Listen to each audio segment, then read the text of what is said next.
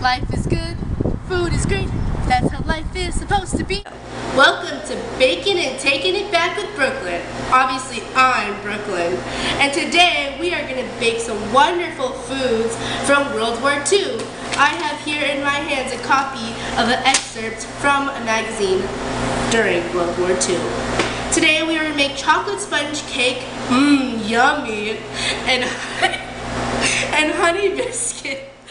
First off, we're going to start with the chocolate sponge cake. In order for this, you need 8 ounces of self-rising flour, which is just a combination of flour, baking soda, and salt. Also, you need 2 tablespoons of cocoa powder, and 3 ounces of sugar, and 12 to 14 tablespoons of hot water, like hot water, and a teaspoon of bicarbonate soda, and 3 ounces of butter, and vanilla essence, aka vanilla extract. The first step you have to do when making the chocolate sponge cake is mix all the dry ingredients together. So time would go faster, I have already done this. Next, you have to dissolve the syrup. It's not maple syrup, it's cooking syrup, in the 12 to 14 tablespoons of water that you have got. So you just spoon it out as much as you can. It's kind of thick, you know. You just spoon it on out. Yeah, yummy. It actually has no flavor, if you were wondering.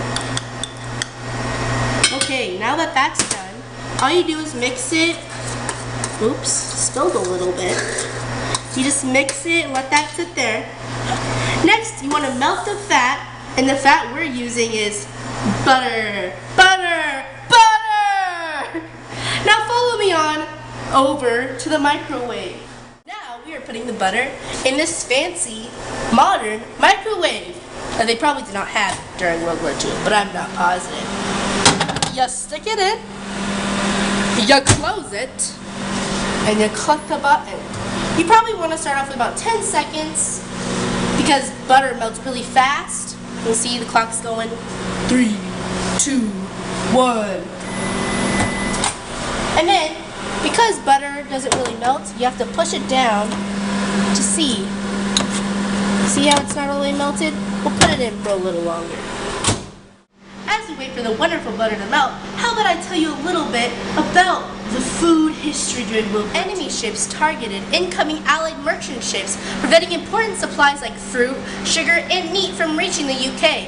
Because of this, the Ministry of Food issued ration books to every person, and the families had to register at one shop only. Rations were distributed by weight and monetary value. Oh, it looks like our butter is done. Oh wow, it looks perfect. Now let's head back on over. Looks like we're back here at the mixing station. So now we're going to combine all our ingredients together. So this is all the dry ingredients that you should have mixed together. Going in into this nice KitchenAid mixer. Isn't it beautiful, guys? Now we're going to add the butter. Put that all in there. You silly butter. Oh, it's getting me all messy. Anyway, and now we're going to add in the dissolved syrup and water mixture. Doesn't look yummy yet, but I promise it will. Try to get as much out as you can. Maybe use your handy dandy spatula and scrape that all out. Awesome. And make sure to keep your workstation as clean as possible. Now we're going to mix it. We mix it. First, start off slow so that your powder doesn't go everywhere. Make sure you have all the ingredients off of it. You go a little faster, and a little faster, and now you stop. You strip down all the sides. So we make sure that all the ingredients were mixed together.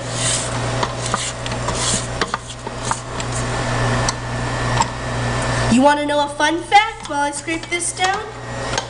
Women had to use gravy browning as stockings. Isn't that crazy?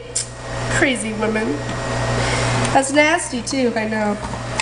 Okay, let's give it one last good mix. Make sure everything's together. Look like it's good. Now we just put it down. Oh no, it looks like I forgot to add the vanilla. Darn. Okay, well, since it doesn't give us an exact measurement on the recipe, I'm gonna put about just a smidgen. Let's just, maybe about a tablespoon, I'd say. And you can always mix it to your liking. So after I mix it, I'm gonna have my healthy assistant grab me a spoon.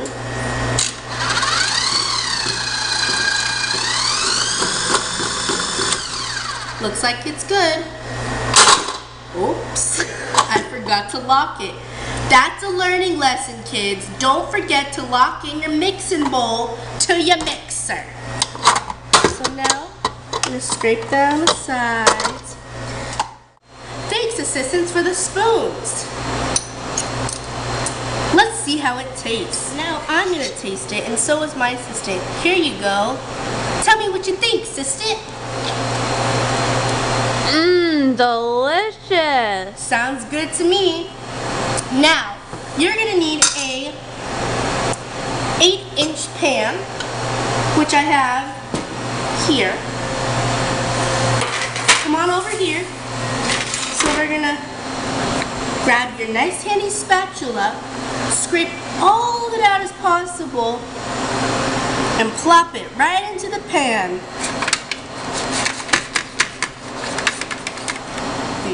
One.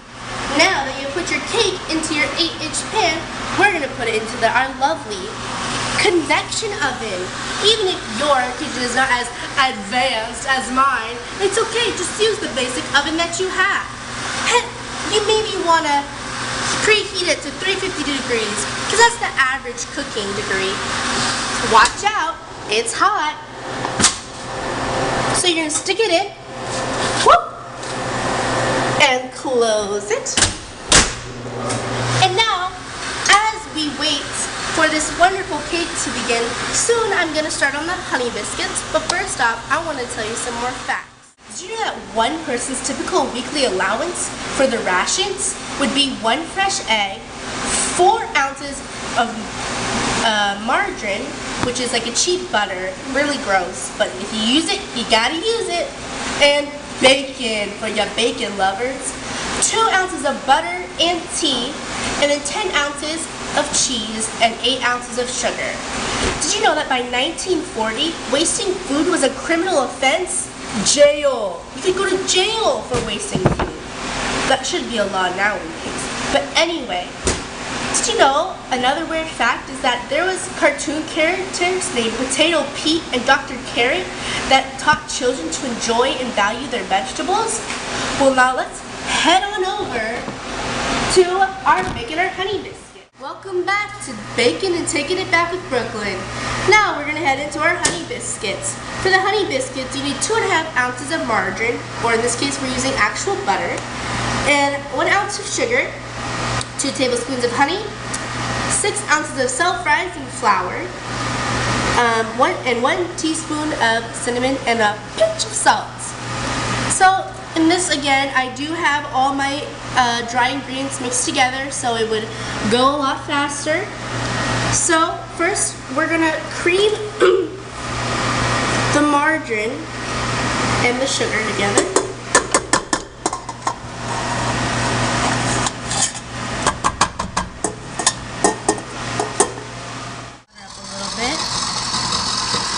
Now we're going to add in our sugar, and this process is called creaming. You want to get it to the point where you cannot tell the difference between the sugar and the butter. Well, we have to scrape down the sides. Scrape, scrape, scrape.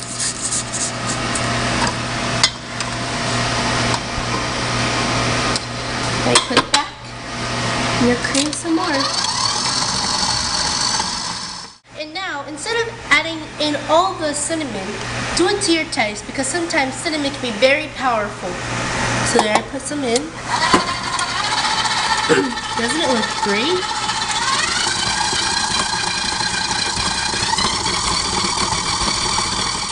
Now we're going to add the honey biscuits into the pan.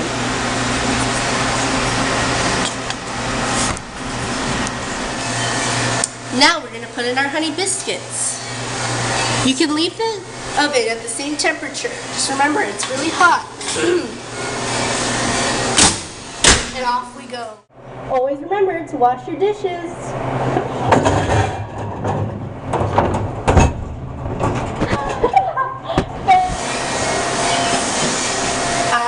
Smells like our cake is done. Now be careful. It's very hot. Look at silly me, I put the glove on the wrong hand. Doesn't it look delicious? What do you think, assistant? Yummy! Remember when we made that chocolate sponge cake and that delicious honey biscuit? Oh, good times.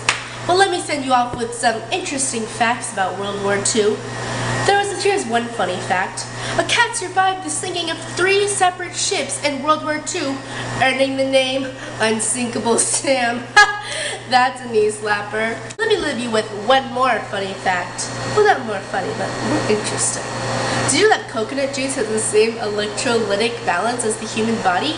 So medics in the Pacific Theater in World War II used it as an emergency substitute for plasma. Well, now, I'd like to thank you for watching Baking and Taking It Back with me. I hope you enjoyed this wonderful cooking segment, and I hope you enjoy what you make. Thank you. With one last one. Did you know that coconut juice has the same electrolytic balance as the Well, let me leave you off with one more. Stop. Did you know that coconut juice has the same electrolytes balance? The What? Yeah.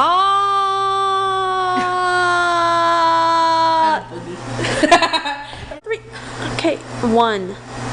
We're going to mix it.